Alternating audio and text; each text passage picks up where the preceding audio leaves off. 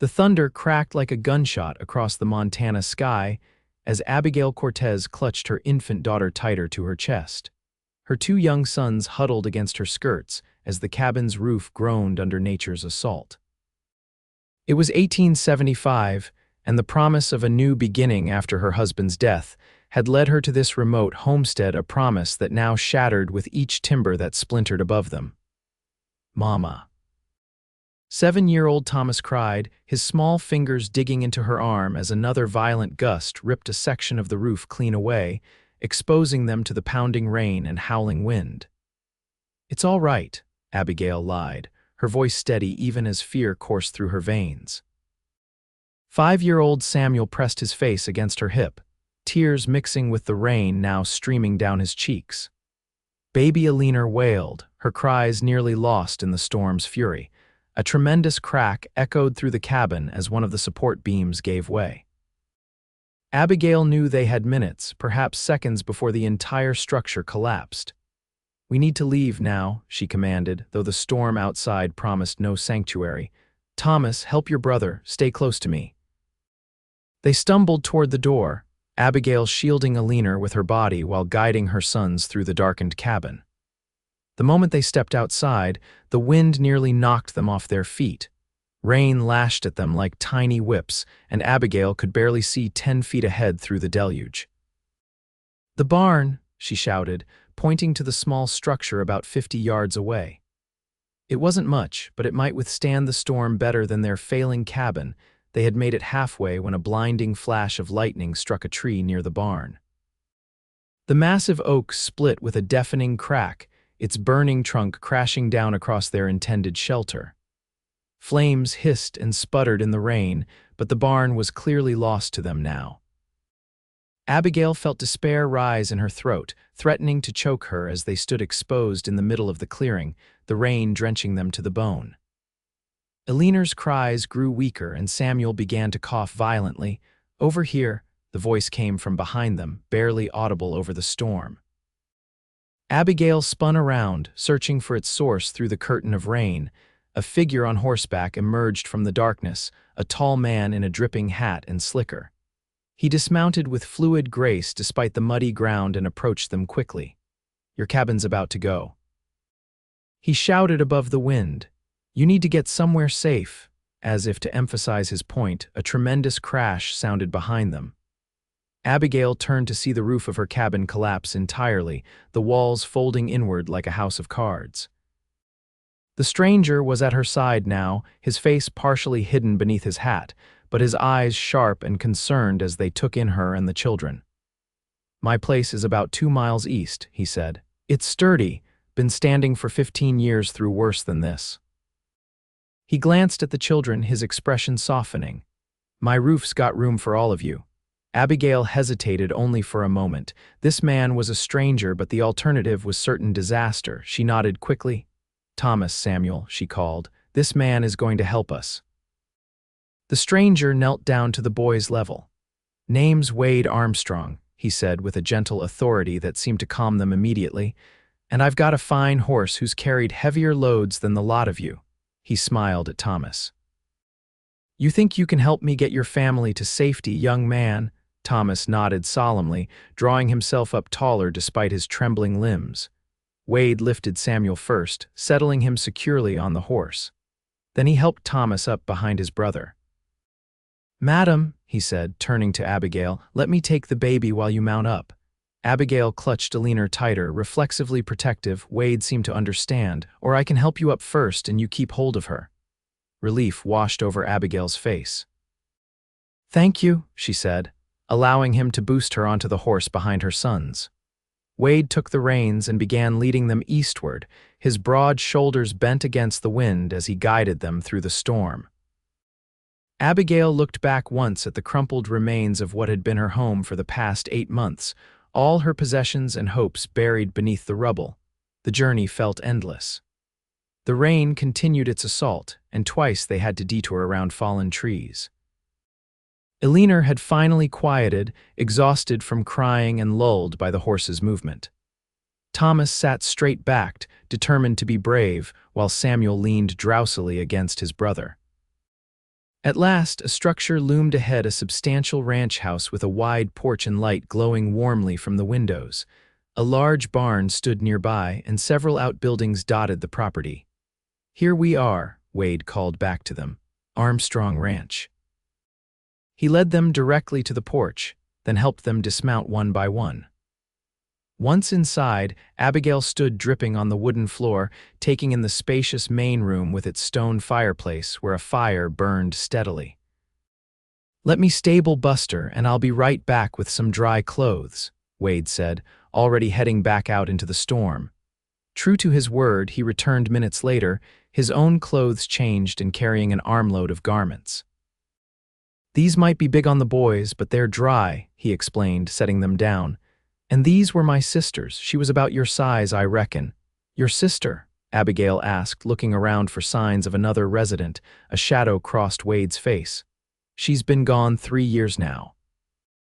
"Fever took her." He cleared his throat. "Bathroom's through there if you want to change. I'll stoke the fire and put some coffee on." Abigail nodded gratefully and herded her sons toward the indicated door. Once inside, she helped the boys into the dry clothes before changing herself and wrapping Alina in a soft blanket she found folded on a shelf. When they emerged, Wade had set out mugs of coffee for himself and Abigail and cups of warm milk for the boys. A plate of biscuits sat on the table. "Not much of a meal, but it'll tide us over till morning," he said. "You've already done more than enough, Mr. Armstrong," Abigail replied, helping Samuel onto a chair. "Wade, please," he insisted. "And I haven't done anything more than any neighbor would."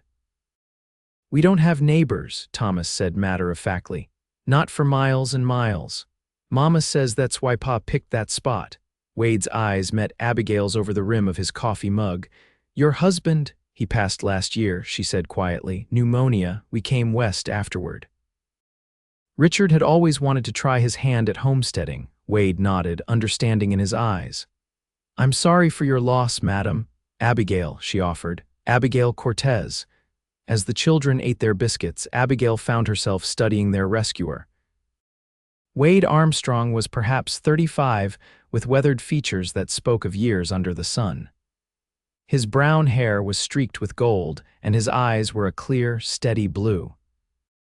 There was a quiet confidence about him, an ease in his own skin that Abigail found both reassuring and slightly intimidating. "How long have you been out here alone?" Wade asked, breaking the silence. 8 months, Abigail replied. "We arrived in early spring." Wade frowned. "And you were planning to winter in that cabin?" Abigail bristled slightly at his tone. "We were improving it bit by bit. Richard left us some savings, but it only stretches so far." Wade had the grace to look apologetic. "I didn't mean to imply. It's just that winters here can be brutal. Even well-established homesteads struggle." "We would have managed," Abigail said, though doubt crept into her voice. Samuel, who had been quietly listening, suddenly asked, "Where will we live now, Mama?" The question hung heavy in the air. Abigail's throat tightened. She had no answer. "You'll stay here until we figure something out," Wade said firmly. "The storm's likely to last another day at least, and then we can assess the damage to your place." "That's very kind, but no buts," Wade interrupted gently. "I've got the room, and you've got nowhere else to go tonight. Let's leave tomorrow's troubles for tomorrow." Abigail wanted to protest further, to assert that she and her children weren't charity cases, but exhaustion was quickly overtaking her. Alina was already asleep in her arms, and Samuel's eyelids were drooping as he leaned against his brother. "I'll show you to the bedrooms," Wade said, noting their fatigue. "There are 3 upstairs. You and the little one can take the largest, and the boys can share another." "Thank you," Abigail managed, rising carefully so as not to disturb Alina.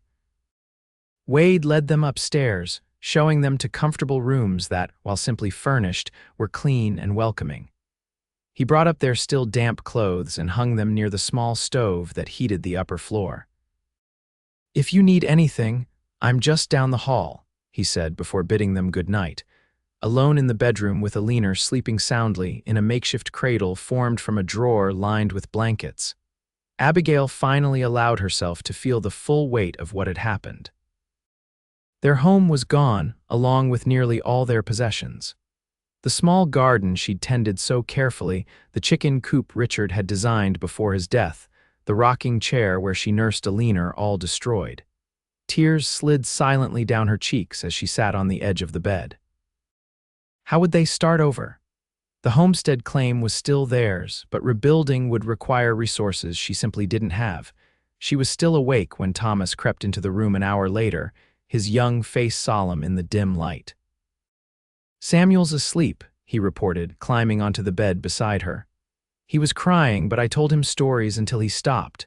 Abigail pulled her eldest son close, pressing a kiss to his forehead. "You're such a good brother. Are we going to be all right, Mama?" He asked, his voice small but determined, as if he was prepared to hear the worst but hoping for better. Abigail took a deep breath. She had never lied to her children about important matters, even when the truth was difficult. "I don't know exactly what comes next," she admitted. "But we're together and we're safe, and that's what matters most. We'll find a way forward." "I like Mr. Armstrong," Thomas said after a moment. "He has kind eyes like Pa did." Abigail smiled despite her worry. "Yes, he does, and he's been very generous to help strangers." "Maybe we won't be strangers for long," Thomas said with the simple optimism of childhood before a yawn overtook him. "Back to bed with you," Abigail said gently. "Morning will be here before we know it." After Thomas had returned to his room, Abigail finally lay down, though sleep remained elusive. Outside, the storm continued its barrage, but the solid walls of Wade Armstrong's house stood firm against it, just as he had promised. As dawn broke, the storm finally began to abate. Wade had been up for hours, seeing to his livestock and preparing a hearty breakfast. When Abigail descended the stairs with Alina in her arms and the boys trailing behind her, she found the table laden with eggs, bacon, biscuits, and jam. "Good morning," Wade greeted them, his sleeves rolled up as he poured coffee. "Thought you all might be hungry." "You didn't have to go to such trouble," Abigail said, though the sight of the food made her stomach growl appreciatively.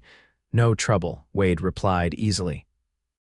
"Been cooking for myself for years. Nice to have company for a change." As they ate, Wade outlined his plan for the day. "I'll ride over to your place after breakfast, see what can be salvaged.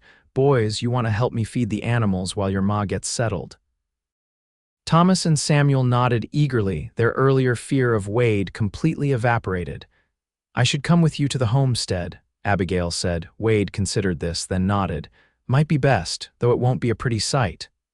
"I'm well acquainted with unpretty sights, Mr. Armstrong." A corner of his mouth quirked up. "I don't doubt that for a second, Mrs. Cortez." 2 hours later, they stood amid the ruins of Abigail's cabin. Wade had been right, it wasn't pretty. The structure was completely collapsed, with only a portion of one wall still partially standing. Rain-soaked belongings poked out from beneath fallen timbers, and mud covered everything. Abigail stood silent, taking in the devastation.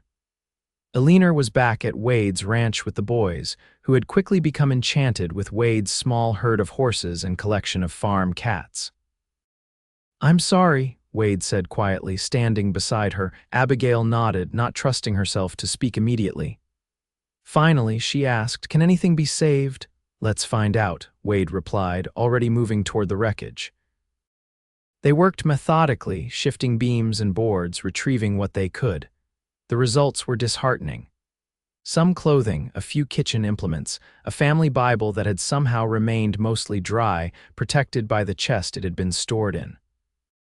A small box containing Abigail's wedding ring and a locket with a miniature portrait of Richard. A wooden toy horse that had been Thomas's 5th birthday present. By midday, they had salvaged perhaps a quarter of Abigail's possessions, most damaged to some degree. "We should head back," Wade suggested as he secured their findings to his horse. "The children will be wondering." "Yes," Abigail agreed, taking one last look at the homestead.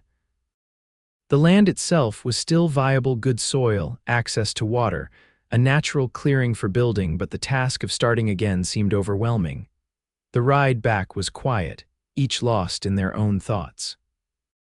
When they arrived, they found Thomas and Samuel in the barn with Jasper, Wade's ranch hand. an older man with a perpetually amused expression who had arrived that morning from his cabin on the property's edge. "Those boys of yours have a way with animals," Jasper commented as they approached. "The chestnut mare ain't let anyone but Wade near her in months, but she's letting your youngest pet her nose like they're old friends." Abigail watched as Samuel stroked the horse's velvety nose, his face alight with wonder. Thomas stood nearby, carefully brushing a dappled gray pony under Jasper's supervision. "Where's Alina?" Abigail asked, looking around for her daughter. "Mrs. Holloway from over the ridge came by," Jasper explained. "Heard about your trouble from Wade when he stopped by her place this morning." "She's got your little one in the house," said something about knitting her a new blanket. Abigail hurried to the house, where she found an elderly woman with iron gray hair rocking Alina while working quick, nimble stitches in soft yellow yarn. "There you are, dear Mrs. Holloway said without looking up. "Your baby's an angel, reminds me of my granddaughter at this age." "Thank you for watching her," Abigail said, slightly bewildered by this new development. "Nonsense, it's what neighbors do, Mrs. Holloway finally raised her eyes, sharp and assessing beneath thick brows. "Wade tells me you lost everything in the storm." "Not everything," Abigail corrected gently. "My children are safe thanks to Mr. Armstrong." Mrs. Holloway nodded approvingly. "Good answer. But you'll be needing plenty, starting over. I've brought what I could spare." She gestured to several bundles near the door that Abigail hadn't noticed. "Some clothes that might fit you and the boys with a bit of taking in, blankets, some preserves from last summer." "I don't know what to say," Abigail managed, overwhelmed by this unexpected generosity. "Say you'll come to Sunday dinner when you're settled," Mrs. Holloway replied briskly. "My Henry gets tired of just my company, though he'd never admit it." By evening, 3 more neighbors had visited, each bringing something to contribute. Tools from the blacksmith, a sack of flour from the miller's wife, offers of help with rebuilding from 2 young ranch hands who worked at a neighboring property. "Does everyone always rally like this?" Abigail asked Wade as they sat on the porch after supper, watching Thomas and Samuel chase fireflies in the yard. Alina slept in a cradle that had appeared that afternoon, delivered by a furniture maker who lived 10 miles away. "When it matters," Wade replied.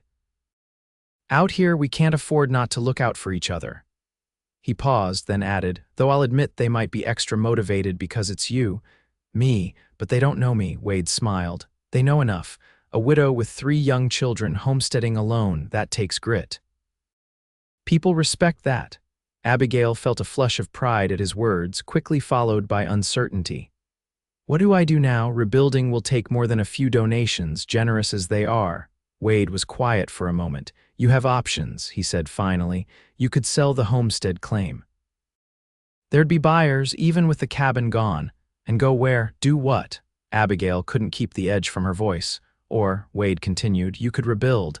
It's late in the season to start, but we could get something basic up before the worst of winter hits."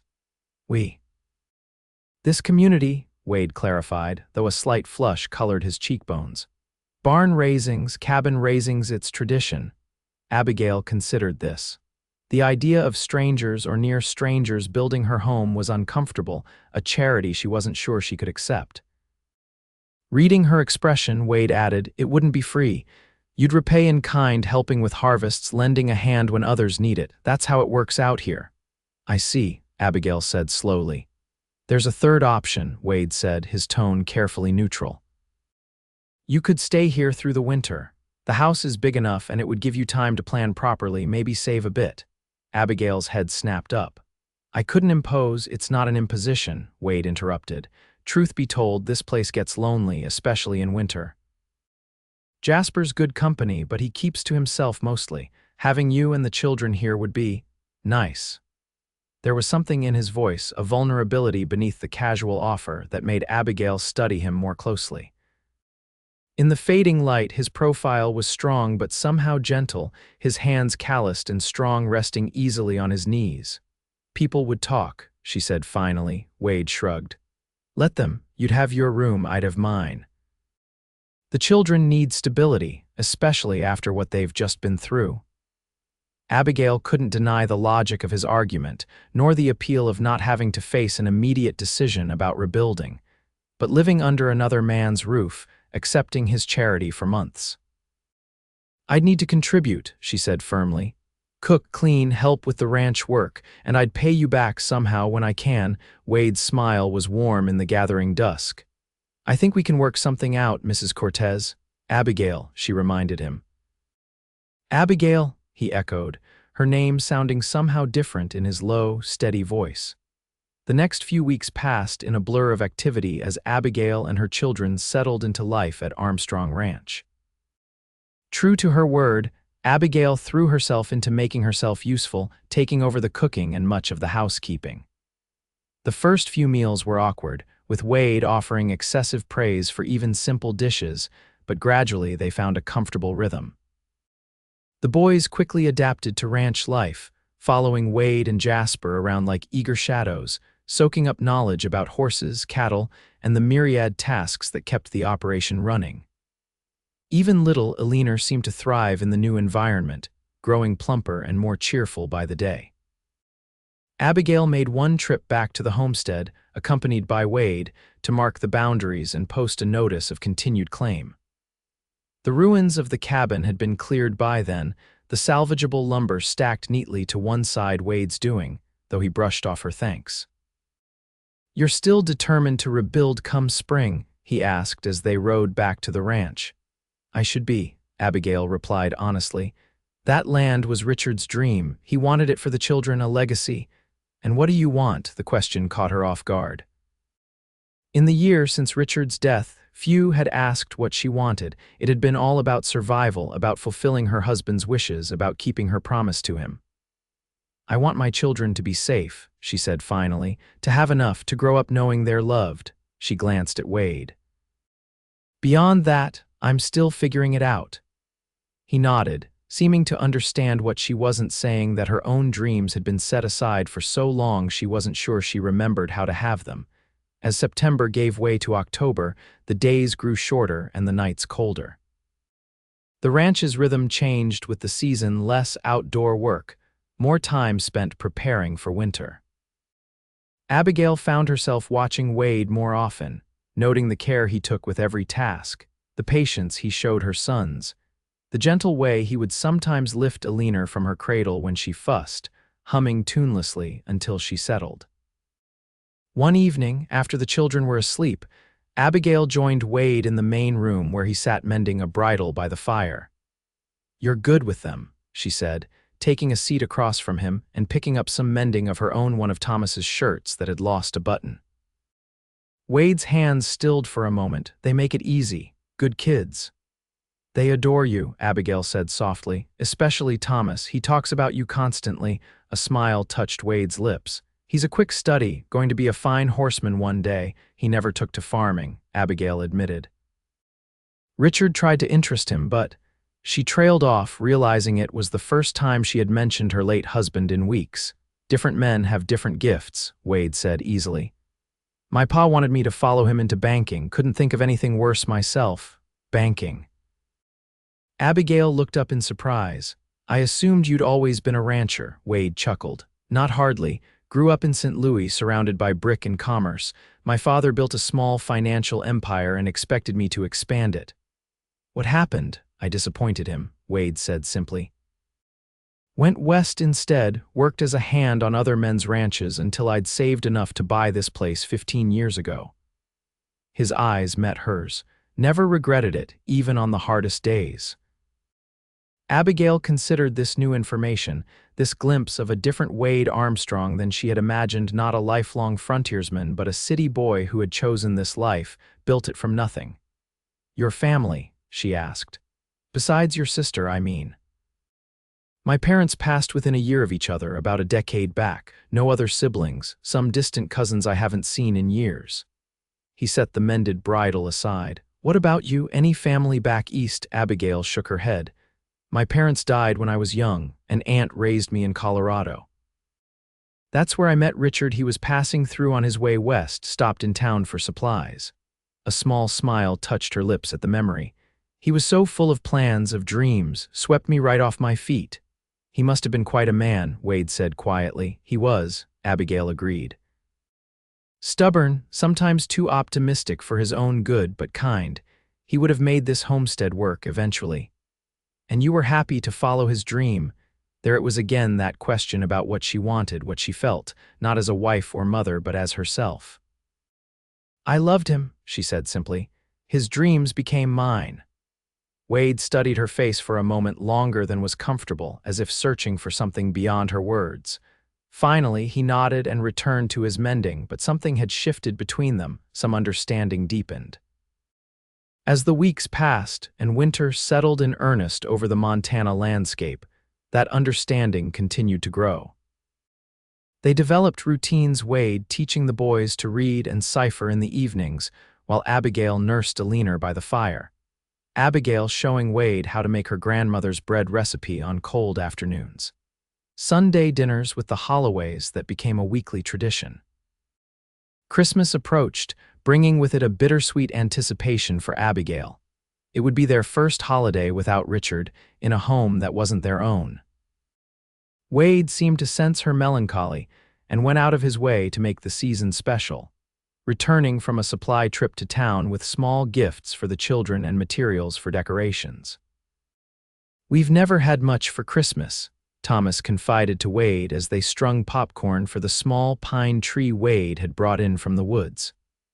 Pa always said the holiday would be grander next year when the farm was doing better. Wade glanced at Abigail, who was pretending to focus on the cranberry chain she was making with Samuel, but was clearly listening. Sometimes the grandest holidays aren't about what's under the tree, Wade replied, carefully threading another piece of popcorn. My sister and I used to compete to see who could make the other laugh hardest on Christmas morning. No presents involved, just silly faces and jokes. Did you win? Samuel asked, looking up from his somewhat mangled attempt at a paper snowflake. Not once, Wade admitted with a grin. Kate had a talent for catching me off guard. One year she hid under my bed all night just to grab my ankle when I got up. The boys dissolved into giggles at the image, and even Abigail couldn't suppress a smile. Your sister sounds like she was wonderful, she said. Something warm flickered in Wade's eyes. She was. You'd have liked each other, I think. On Christmas Eve, after a simple but satisfying dinner, Wade disappeared into the barn for a while. When he returned, he was carrying several packages wrapped in brown paper and tied with twine. I know we said no gifts, he began, looking slightly embarrassed, but these aren't much, really. Wade, Abigail protested, we agreed, just small things, he insisted. For the children, mainly. Thomas and Samuel were already eyeing the packages with undisguised interest, and Abigail relented with a sigh. We have something for you too, she admitted, bringing out a carefully wrapped parcel from the sideboard. The boys helped. They exchanged gifts by the fire, the children exclaiming over their treasures, hand-carved wooden animals for the boys and a soft rag doll for Alina. Wade had also included practical items, warm mittens, new socks, but it was the toys that captured the children's imagination. When Wade opened his gift, his expression softened. It was a quilt, obviously sewn from whatever scraps Abigail had been able to gather, but thoughtfully designed in a pattern of stars against a dark blue background. For cold nights on the trail, Abigail explained, suddenly shy. Thomas said you mentioned your old one was wearing thin. Wade ran his hand over the careful stitching. This is, thank you, all of you. There was one small package left, which Wade handed to Abigail almost hesitantly. This one's for you. Curious, she unwrapped it to find a small leather-bound book of poetry. Opening it, she saw an inscription inside the cover, for Abigail, words for when your own seem far away. How did you know? She whispered, looking up at him with wonder. She had always loved poetry, but had left her books behind when they moved west, Richard deeming them an unnecessary luxury. Wade shrugged, a faint color rising in his cheeks. You recite sometimes when you think no one's listening, while you're kneading bread or hanging laundry. I recognized Wordsworth once. Touched beyond measure that he had noticed such a private habit, Abigail could only murmur her thanks, holding the book close. Later, after the children were asleep, dreams of new toys dancing in their heads, Abigail found Wade on the porch despite the cold, looking up at the star-filled sky. "You've made this Christmas special for them," she said, wrapping a shawl tighter around her shoulders as she joined him. "I was worried they'd feel the lack this year." "They're resilient, your children," Wade replied, "and they have what matters most, their mother's love." Abigail was silent for a moment, gathering her courage. "Wade, I need to ask you something." He turned to face her, his expression open.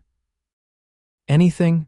Why are you doing all this, taking us in, the gifts, everything? Is it just kindness, or—" She let the question hang unfinished. Wade considered her for a long moment, his eyes reflecting the starlight. "It started as kindness," he admitted. "The right thing to do for neighbors in trouble." He took a breath. "But it's become more than that, for me at least." "What has it become?" Abigail pressed gently, her heart beating faster. "A wish," Wade said simply. "A hope that maybe you'll choose to stay, not because you have to, but because you want to." The honesty of his answer stole Abigail's breath. "Wade, I'm not asking for anything," he hurried to add. "Not now, you're still grieving, still finding your way. I wanted you to know that you and the children have a place here, for as long as you want it." Abigail studied his face, the steadiness in his eyes, the slight tension in his jaw as he waited for her response. "I don't know what I want yet," she said finally, echoing their conversation from months earlier. "But I do know that being here with you feels right in a way I didn't expect." Relief and something warmer spread across Wade's features. "That's enough for now," he said softly. As if by mutual agreement, they both looked back up at the stars, standing close enough that their shoulders almost touched, sharing the silence and the cold, clear night. Winter deepened, bringing heavy snows that sometimes trapped them indoors for days at a time. Far from being oppressive, these snowbound days took on a special quality.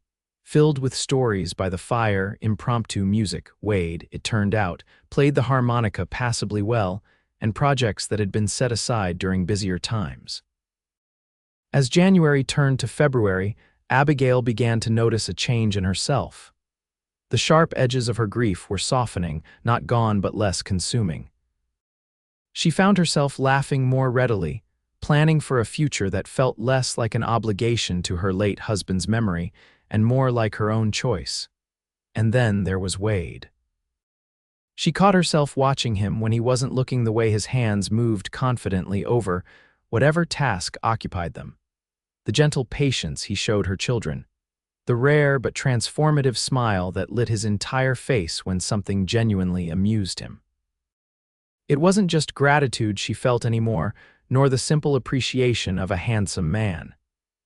It was deeper, more complex, a recognition of something essential in him that called to something similar in herself. One evening, when the boys were engaged in a chess game Wade had taught them and Alina was already asleep, Abigail found herself alone with him in the kitchen. They worked side by side, washing and drying the dinner dishes in comfortable silence. "I rode out to your homestead yesterday," Wade said casually, handing her a plate to dry. Abigail looked up in surprise. "In this weather, why?" "Wanted to check that everything was still secure," he replied, "and I've been thinking about rebuilding options." "Have you?"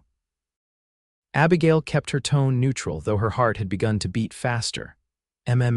Wade nodded, focused intently on scrubbing a pot.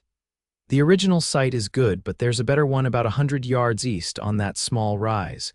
Better drainage, more protection from the wind." "I see," Abigail said, waiting for him to continue. "Of course, that would mean a larger foundation, which takes more time." Wade was still avoiding her gaze. "Might be better to wait until early summer to start, rather than rushing in spring." Abigail set down the towel and turned to face him fully. "Wade Armstrong, are you trying to convince me to stay here longer?" Finally, he looked at her, a flush rising from his collar. "Is it that obvious?" "Painfully," she replied, but there was a smile in her voice. Wade sighed, running a hand through his hair. "I've been trying to be patient, to give you space to decide what you want without pressure, but the thought of you and the children leaving—" He shook his head. "I'm not ready for that, not sure I ever will be." The simple honesty of his confession touched Abigail deeply. "I've been thinking too," she admitted, "about what comes next. And There was a vulnerability in his question that made her heart ache. "And I'm not sure the homestead is right for us anymore," she said slowly. "It was Richard's dream, not mine.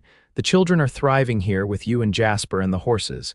Thomas hasn't had a nightmare in weeks. Samuel is talking more than he has since his father died, and Alina." She smiled. "Well, she thinks the sun rises and sets with you." Hope flared in Wade's eyes.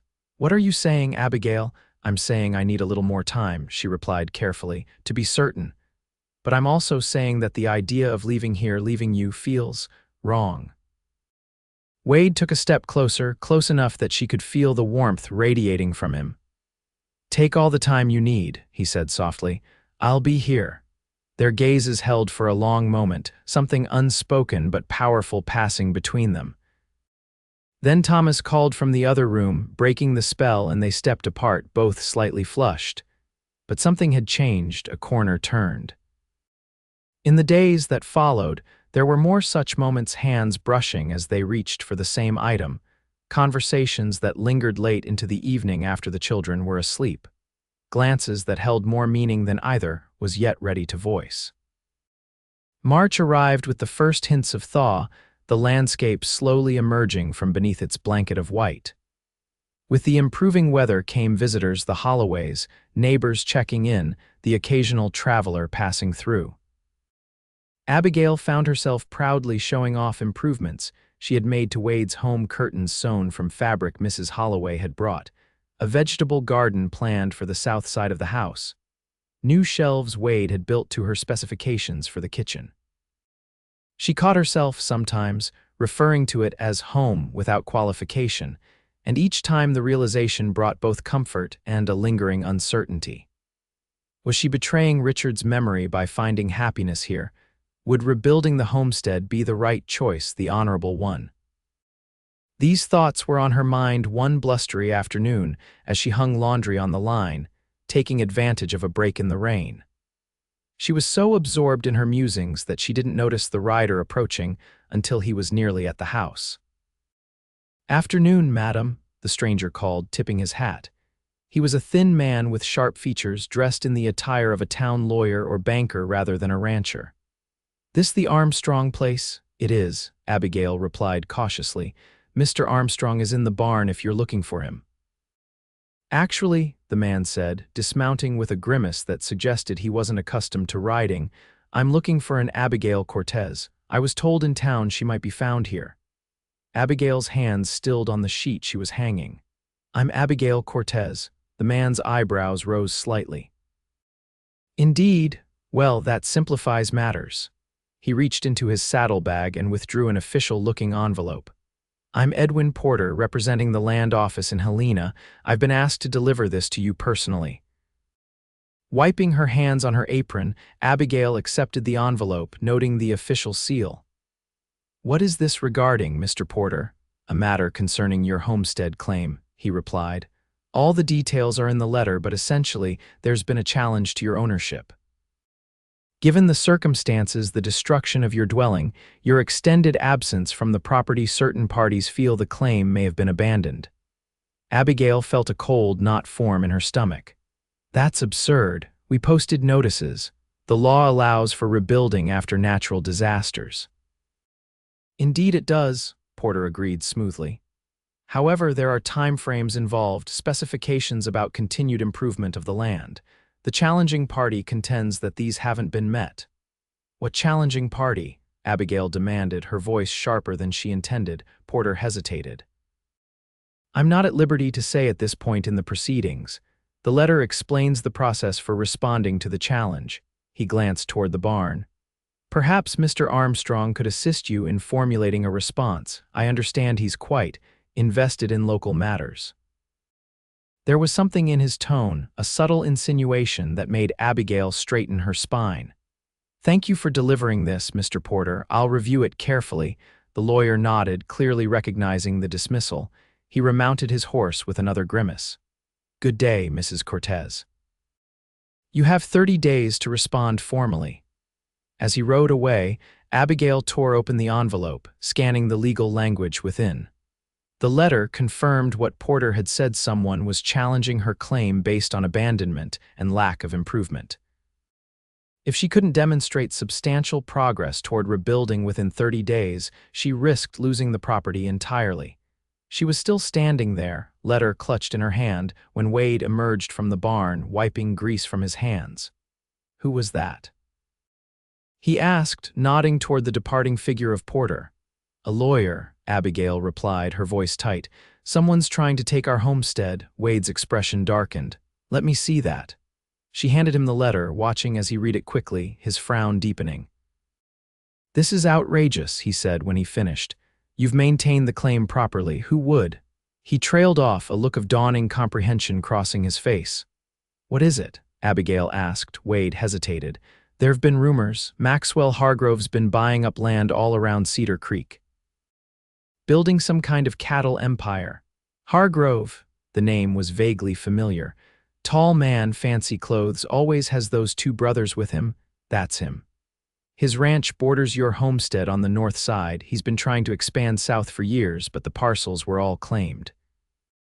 Wade's jaw tightened. "Including yours. You think he's behind this?" "Can't prove it, but it fits his pattern. He finds legal technicalities, pressures people to sell when they're vulnerable." Wade folded the letter carefully and handed it back. "Don't worry, we won't let him get away with it." "We need to start rebuilding," Abigail said decisively. "Immediately. The letter says we have to show substantial progress within 30 days. Wade nodded slowly.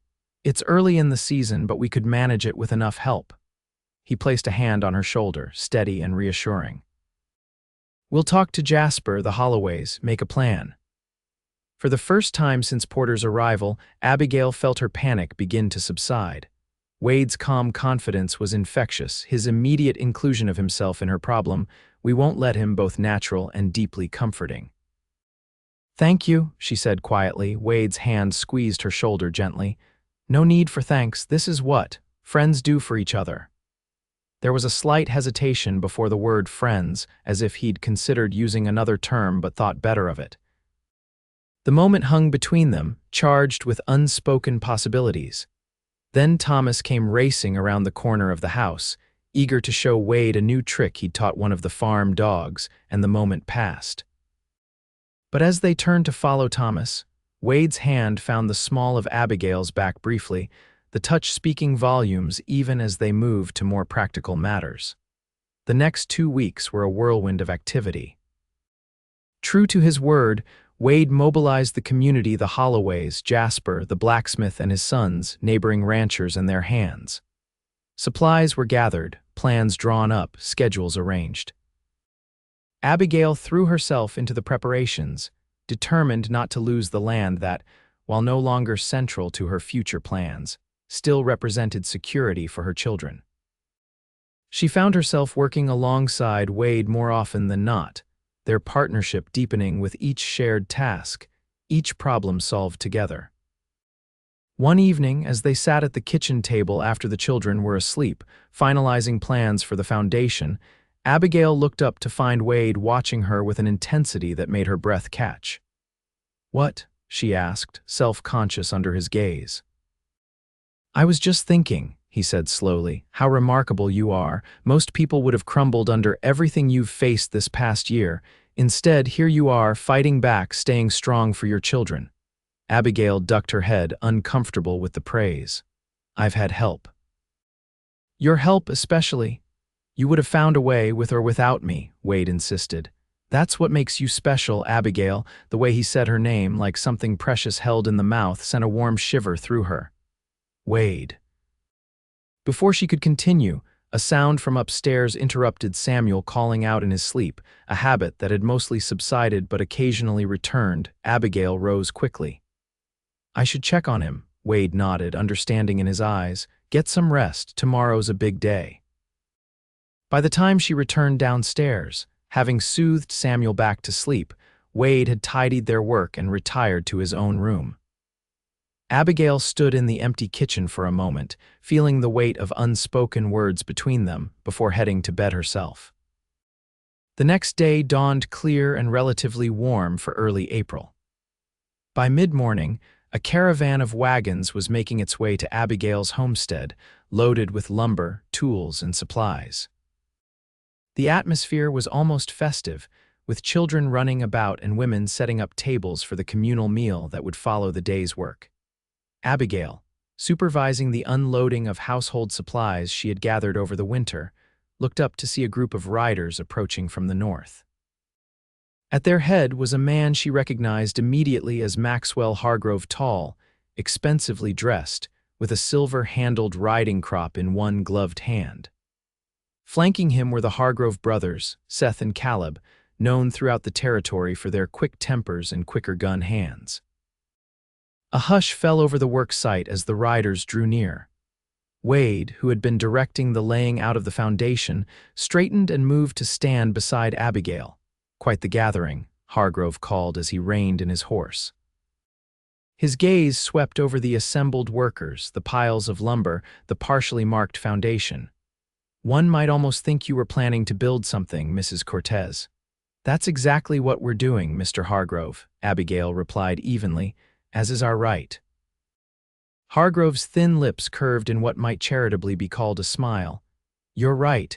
I believe that's precisely what's in question at the moment." He nodded toward the foundation outline. "This seems like a lot of effort for a claim that may not be yours in a few weeks." Wade took a half step forward. "The claim is valid, Hargrove. You know it as well as we do." "Do I?" Hargrove's eyebrows rose. "I know that an abandoned homestead reverts to public domain. I know that no meaningful improvements have been made to this property in months. And I know that a widow with 3 young children has no business trying to work land that requires a man's strength and expertise." Abigail felt anger flare hot in her chest. "My business is my own, Mr. Hargrove, and this land is legally mine until a court says otherwise." "Courts can be persuaded, Mrs. Cortez," Hargrove replied smoothly, "particularly when the facts are so clearly on one side." His gaze shifted to Wade. "I'm surprised at you, Armstrong, encouraging this foolishness when you know how this will end." "The only foolishness here is thinking you can intimidate honest people out of what's rightfully theirs," Wade responded, his voice level but with an edge of steel beneath the words. Seth Hargrove, the younger and more volatile of the brothers, shifted in his saddle. Big talk from a man who spent the winter playing house with another man's widow. A dangerous silence fell. Wade's hands curled into fists at his sides, and for a moment Abigail feared violence was imminent. Then old Mr. Holloway stepped forward, his lined face set in an expression of determined cheer.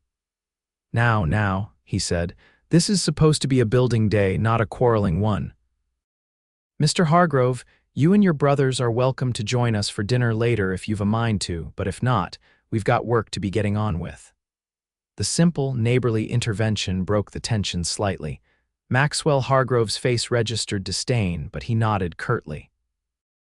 "We'll leave you to your project," he said, "but consider carefully, Mrs. Cortez. A reasonable offer for this land would solve many problems for you and your children. My door is open should you come to your senses." With that, he wheeled his horse around and rode off, his brothers following after casting final, threatening glances toward Wade. As the work resumed around them, Wade turned to Abigail, concern evident in his eyes. "Are you all right?" Abigail realized she was trembling slightly, as much from anger as from the confrontation. "I'm fine, but he won't give up easily, will he?" "No," Wade agreed grimly. "Men like Hargrove rarely do." He hesitated, then added, "What he said about us. I hope you know that wasn't my intention in offering you a place to stay. I never wanted to cause talk that might harm your reputation." Abigail's expression softened. "I know that, Wade, and I don't care what Hargrove or anyone else thinks." She straightened her shoulders. "Now let's build this cabin and show them exactly what a widow and her friends can accomplish." The work continued with renewed purpose throughout the day. By sunset, the foundation was laid, the corner posts set, and the frame of the cabin beginning to take shape. It was smaller than Abigail's original home, but sturdier, designed to withstand the Montana elements more effectively. As the workers gathered for the promised meal, the sense of community was palpable. Abigail found herself moving among them, thanking each person individually for their help. When she reached Wade, who was sitting slightly apart, watching the proceedings with quiet satisfaction, she sat down beside him. "It's really happening," she said, gazing at the skeleton of the cabin silhouetted against the darkening sky. "Did you doubt it would?" Wade asked. "After today?" "A little," she admitted. "Hargrove seems determined." Wade nodded thoughtfully. "He is, but so are we." He turned to look at her directly. "Abigail, there's something I need to ask you." The seriousness in his tone made her heart quicken. "Yes."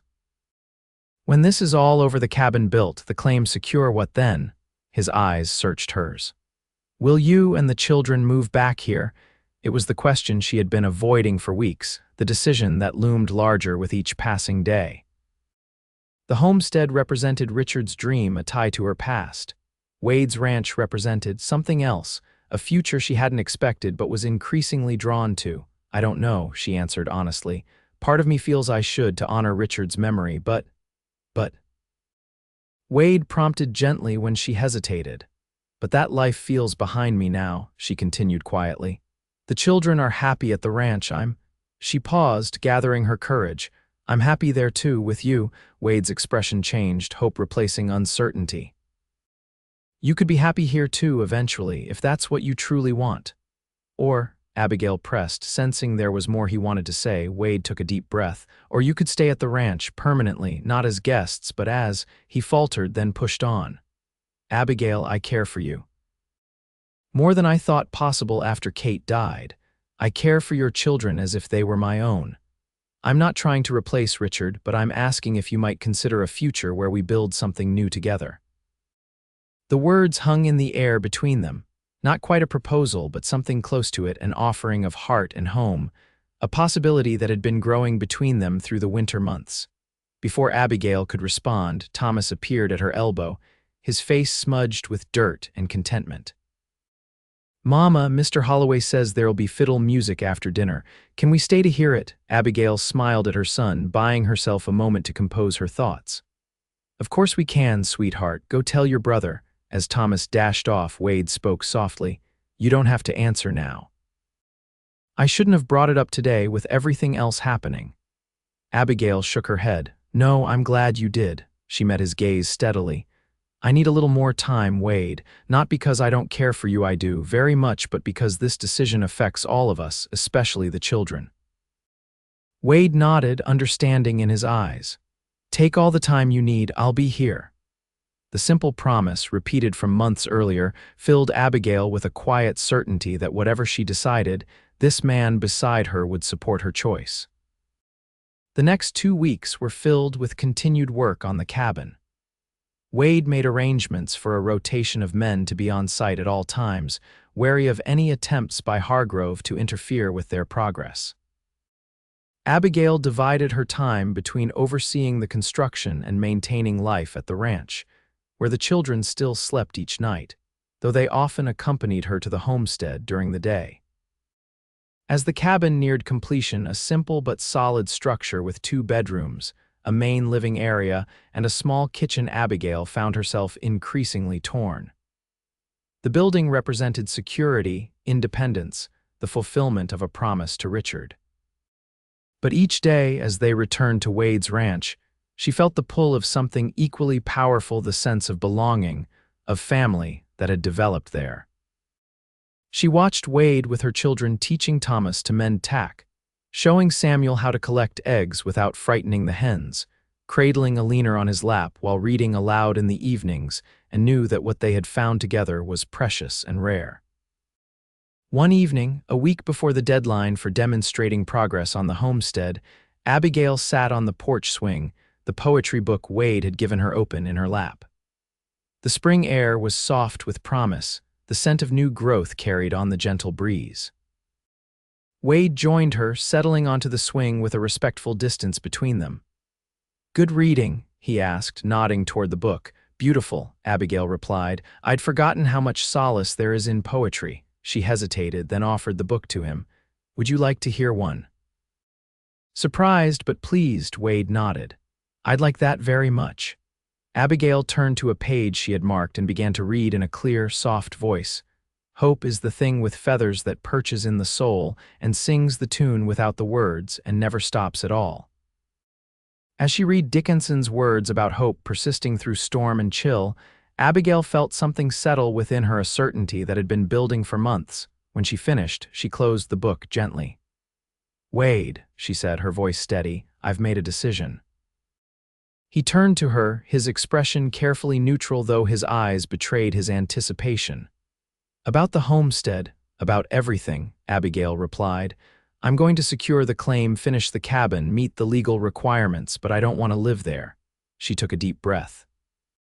"I want to stay here with you if your offer still stands." Joy broke across Wade's face like sunrise. "It stands," he said, his voice rough with emotion. "It will always stand, Abigail." He reached for her hand and she gave it willingly, their fingers intertwining with a rightness that made her heart swell. "The children?" he asked. "Love you already," she said simply. "Thomas asked me last week why we couldn't just stay here forever." Wade's smile deepened. "Smart boy." "There's something else," Abigail said, more hesitant now. "Richard, I loved him deeply, a part of me always will." "As it should be," Wade affirmed. "He gave you your children, a chapter of your life. I'd never ask you to forget that." "But I'm ready for a new chapter," Abigail continued, meeting his gaze directly. "With you, if you'll have us." Wade's free hand came up to cup her cheek, his touch gentle as a whisper. "Abigail Cortez, having you and your children in my life would be the greatest blessing I could imagine." Slowly, giving her time to pull away if she wished, he leaned forward. Their lips met in a kiss that was both tender and certain in affirmation, a promise, a beginning. When they parted, Abigail rested her forehead against his, a smile playing at her lips. "Does this mean I should start calling you a courting man instead of just a neighbor?" Wade chuckled, the sound warm and rich in the evening air. "I was thinking of something a bit more permanent than courting, but we can start there if you prefer." Before Abigail could respond, the sound of approaching hoofbeats drew their attention. Jasper was riding hard toward the house, his usually relaxed demeanor replaced by urgency. "Wade," he called as he reined in. "Fire at the homestead." They were on horseback within minutes, Wade and Abigail riding double with Jasper leading the way. Mrs. Holloway, who had been visiting that afternoon, stayed behind with the children, her face grave as she promised to keep them occupied and unworried. The glow was visible from miles away, an ominous orange light against the darkening sky. As they drew closer, Abigail's worst fears were confirmed. The nearly completed cabin was engulfed in flames, the carefully constructed framework serving as perfect kindling. A small group of neighbors had already gathered, forming a bucket line from the nearby creek, but it was clear their efforts were futile. The fire had too great a head start. Wade helped Abigail dismount, his arm steady around her waist as they watched the destruction of weeks of community labor. "Hargrove," Jasper said grimly, coming to stand beside them. "Has to be. One of the Holloway boys spotted 3 riders heading north about an hour ago." Wade's jaw tightened. "Did anyone see them start the fire?" Jasper shook his head. "No direct witnesses, but who else would do this?" Abigail felt numb as she watched the flames consume the cabin. Just hours ago, she had made her decision to secure the homestead but live with Wade. Now, with the deadline for demonstrating progress only days away, they were back where they started. "What do we do now?" she asked, her voice small against the crackling of the fire. Wade's arm tightened around her. "We rebuild," he said firmly. Again, faster this time. But Abigail could see the doubt in his eyes, the same calculation she was making. They didn't have time to rebuild before the deadline. Hargrove had timed his attack perfectly. "I could ride to Helena," Jasper suggested. "Explain the situation to the land office. They might extend the deadline under the circumstances." "It's worth trying," Wade agreed. "But Hargrove will have his story ready, probably claim it was an accident or blame drifters." Abigail watched as the last wall of the cabin collapsed in a shower of sparks. Something hard and determined settled in her chest, replacing the initial shock. "No," she said clearly. "I'm done." Wade and Jasper both turned to her in surprise. "Done," Wade echoed. "With this fight," Abigail clarified. "With letting Hargrove dictate our lives, our choices." She straightened her shoulders. He can have the land. Abigail, no, Wade protested. This is your children's inheritance. Richard's dream, not mine, Abigail interrupted gently. And my children's inheritance should be more than a piece of land tainted by violence and intimidation. She turned to face Wade fully. You asked me earlier what I wanted. This is my answer. I want peace for my family. I want a home where my children can grow up safe and loved. I want. She took a deep breath. I want a future with you, Wade Armstrong. The firelight played across Wade's face as he absorbed her words, understanding dawning in his eyes. You're certain? More certain than I've been about anything in a very long time, Abigail replied. For a moment they stood there, the burning cabin forgotten as they faced a crossroads neither had expected. Then Jasper cleared his throat. Not to interrupt, but if you're really planning to let Hargrove win, there might be a way to make him pay for it. Both turned to him, curious. What do you mean? Wade asked. A slow, crafty smile spread across Jasper's weathered face. Well, if Mrs. Cortez is giving up her claim, she's free to sell it to whoever makes the best offer, ain't she? Understanding bloomed in Wade's eyes. And Hargrove isn't the only one looking to expand in this territory. The Coopers have been wanting to move their operation south, Jasper confirmed. And they've got no love for Hargrove after that business with the water rights last year. The Coopers, Abigail repeated, they're the family with those 5 huge sons. The very same, Jasper nodded. Good neighbors, fair dealers, and just about the only outfit around that Hargrove can't push around. So instead of fighting to keep the claim, I sell it to the Coopers, Abigail mused. Hargrove gets denied either way, and she glanced at Wade, we move forward with our lives. Wade's expression was thoughtful. It could work. The Coopers have the resources to rebuild quickly, stake their claim legally before Hargrove can maneuver around them. He took Abigail's hand, but only if you're sure, truly sure that this is what you want. Abigail looked once more at the smoldering remains of the cabin, then back to Wade. I'm sure. The homestead was always about security for my children, if selling it can provide that security in another form while also thwarting Hargrove's plans. She smiled slightly. Well, that seems like justice of a sort. Wade's answering smile was slow but determined. Jasper, ride to the Cooper place tonight, see if the elder Mr. Cooper might pay us a visit tomorrow. In the meantime. He glanced at the gathered neighbors who were beginning to disperse as the fire died down to embers. Let's thank everyone for their help and head home. We have plans to make. The following days passed in a whirlwind of activity. True to Jasper's prediction, the Cooper family was more than interested in purchasing Abigail's claim, particularly when they learned of Hargrove's likely involvement in the fire. A fair price was negotiated, papers drawn up by the town lawyer, deliberately not Edwin Porter, and witnesses gathered to make the transaction official. Hargrove, when he learned of the sale, was furious. He confronted Abigail and Wade in town one afternoon as they were leaving the general store. You think you're clever, don't you? He spat, blocking their path. Selling to the Coopers just to spite me. Mr. Hargrove, Abigail replied calmly. I sold my property to a family who will use it well. Your feelings on the matter are of no concern to me. Hargrove's face darkened. You'll regret this, both of you. No one crosses me without consequences. Wade stepped forward, his posture relaxed but his eyes hard. Is that a threat, Hargrove? Take it however you like, Armstrong, Hargrove sneered. But remember, accidents happen, fires, stampedes, all manner of unfortunate events. Several townspeople had stopped to watch the confrontation, their presence a silent witness. Among them was Sheriff Miller, who strolled over with deliberate casualness. Problem here, folks? He inquired, his hand resting near his holstered gun. No problem, Sheriff, Wade replied, his gaze still locked with Hargrove's. Mr. Hargrove was just leaving, weren't you? For a moment, it seemed Hargrove might escalate the situation further. Then, with a final venomous glance at Abigail, he stepped aside. This isn't over, he muttered as they passed. Actually, Abigail responded loud enough for the onlookers to hear, it is, completely and finally over. Good day, Mr. Hargrove.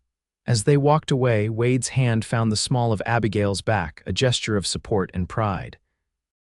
"That was well handled," he murmured. "I meant what I said," Abigail replied. "It's over. Whatever scheme he tries next, we'll face it together, but I refuse to let him occupy any more of our thoughts or fears." Wade's admiration for her was evident in his smile. "Have I mentioned lately how remarkable you are, Abigail Cortez?" "Not since yesterday," she teased, the lightness in her heart a welcome change after weeks of tension. Later that week, as spring fully established itself across the Montana landscape, Wade suggested a picnic by the creek that ran through his property.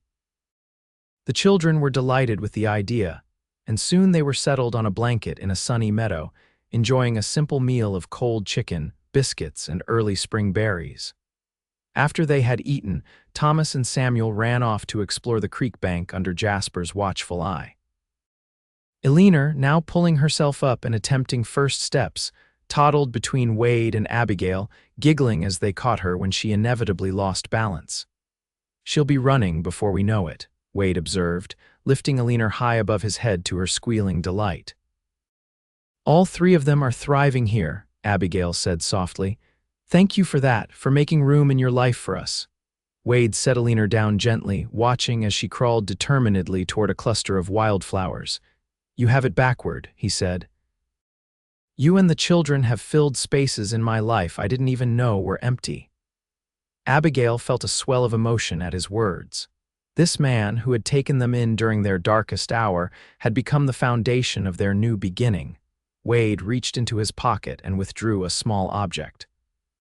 "I've been carrying this around for days, waiting for the right moment," he said, a hint of nervousness in his usually confident voice. "I'm hoping this might be it." He opened his hand to reveal a simple gold band with a small pearl set in its center. "It was my mother's," Wade explained. "She gave it to me before she died, said I should save it for." He took a deep breath. "For the woman I wanted to spend my life with." Abigail's breath caught as Wade shifted to one knee beside the blanket, the ring held carefully between his fingers. "Abigail Cortez," he said, his voice steady despite the emotion visible in his eyes. "I love you. I love your children. I want to build a life with all of you, to be a husband to you and a father to them if you'll have me." Tears filled Abigail's eyes as she looked at this man who had changed everything with one simple act of kindness on a stormy night. "Yes," she whispered, then louder, "Yes, Wade Armstrong, I will marry you." He slipped the ring onto her finger where it settled as if it had always belonged there. Then he drew her into his arms, his kiss conveying all the promises words couldn't capture. They were interrupted by Thomas's voice calling from the creek bank. "Mama, Mr. Wade, come see what we found." Breaking apart with matching smiles, they rose to join the children, Eleanor scooped up into Wade's arms. As they walked toward the creek, Abigail felt a sense of rightness, of pieces falling into place after a long period of uncertainty. "We should tell them," she said, glancing at the ring now adorning her hand. Wade nodded. "Together." The boys were crouched beside a small pool formed by rocks in the creek, Jasper pointing out something in the water. "Look, Mama," Samuel exclaimed, "baby fish." Abigail knelt beside her sons, admiring the tiny minnows darting among the stones. "They're beautiful," she agreed. Wade set Eleanor down on a flat rock beside them, keeping a steady hand on her back.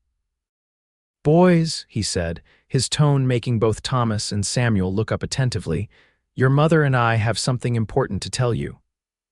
Thomas's eyes immediately went to Abigail's hand, where the pearl ring caught the afternoon sunlight. "You're getting married," he stated with the directness of a child. Abigail exchanged a surprised look with Wade. "Yes, we are. How did you know?" Thomas shrugged. "I saw Mr. Wade with the ring yesterday, and you both look happy, like Ma and Pa in the picture you keep." Abigail felt a lump form in her throat at the simple observation and the easy acceptance it implied. "We wanted to make sure you and Samuel were comfortable with this change," she said carefully. "Does this mean Mr. Wade will be our pa now?" Samuel asked, his young face serious. Wade knelt to be at eye level with the boy. "I would be honored to be a father to you, Samuel, but I know you already had a wonderful father, and I would never try to replace him in your heart. I hope we can build something new together while still remembering him with love." Samuel considered this solemnly, then nodded. "I think I'd like having two past, one in heaven and one here with us." "Me too," Thomas agreed, "and Mr. Wade already teaches us things and helps us like a pa should." Wade's eyes shone with emotion as he looked from one boy to the other. "Thank you both," he said simply. Eleanor, not to be left out, chose that moment to pat Wade's cheek with her small hand, babbling happily. Everyone laughed, the sound mingling with the burble of the creek and the song of birds in the trees overhead. Jasper, who had maintained a respectful silence during the exchange, cleared his throat. "Well, I reckon congratulations are in order," he said, extending a hand to Wade. "About time you made an honest woman of her, considering she's been running your household for months." Wade shook the offered hand with a grin. "Best decision I ever made, letting her take over." "I haven't taken over," Abigail protested, but she was smiling too. "No, madam," Jasper agreed with a wink. "You've just improved every blessed thing about the place is all." As they made their way back to the picnic blanket, the boys running ahead and Eleanor now dozing against Wade's shoulder, Abigail felt a deep contentment settle over her. The journey from that stormy night to this perfect spring day had been filled with challenges, grief, and uncertainty, but also with unexpected joy and new beginnings. "What are you thinking?" Wade asked softly, noticing her reflective expression. "I'm thinking that when the storm took our cabin," Abigail replied, slipping her hand into his, "it was actually giving us a gift, though I couldn't see it then." "A gift, it brought us to you," she said simply. "To this," Wade's fingers tightened around hers. "I thank God for it every day," he admitted. "Though I hate that you had to suffer to find your way here." "Not suffer," Abigail corrected gently.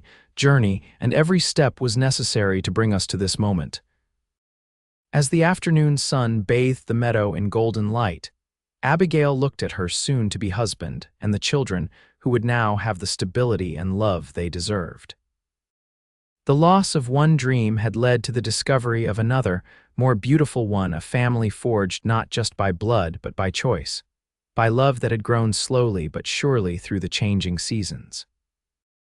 In the years that followed, the legend of that stormy night became family lore, how a violent tempest had destroyed one home but led them to another. How Wade Armstrong had gathered her children with the simple offer of shelter that became so much more. The story was told and retold, embellished by the children as they grew, a reminder that sometimes life's fiercest storms lead to the most unexpected blessings. And through it all, through the wedding held under summer skies, through the birth of two more Armstrong children in the years that followed, through all the joys and challenges of their shared life, Abigail and Wade remained steadfast in their conviction that the greatest shelter was not built of timber and nails but of love and commitment, a roof with room enough for all.